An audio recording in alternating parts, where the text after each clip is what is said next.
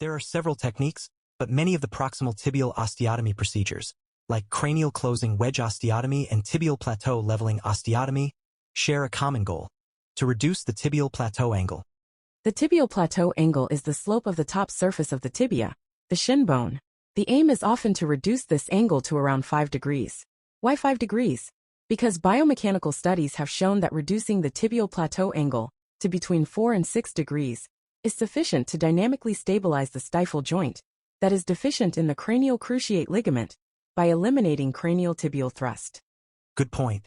The cranial closing wedge osteotomy procedure was first described assuming that the angle of the bone wedge removed would simply be the difference between the preoperative tibial plateau angle and the target 5 degrees. However, there's a challenge with this original method.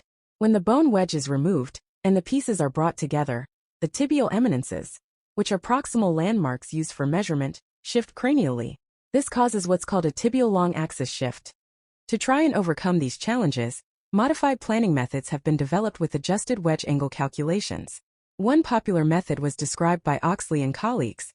Their modified cranial closing wedge osteotomy technique used an isosceles wedge, meaning the two cuts forming the wedge were of equal length.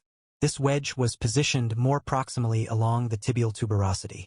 Another key feature was maintaining a caudal hinge of cortical bone to help with alignment and stability during surgery.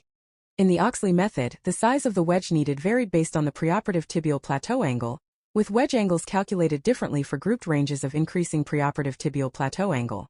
For example, if the preoperative angle was 20 degrees or less, the wedge angle was preoperative tibial plateau angle minus 5 degrees, but if it was between 31 and 35 degrees, it was preoperative tibial plateau angle minus 2 degrees. The location of the ostectomy, meaning how far down from the patellar tendon insertion, was determined by body weight, with a more distal ostectomy recommended for larger dogs over 25 kilograms. This was done to allow for enough proximal bone stock for implant placement.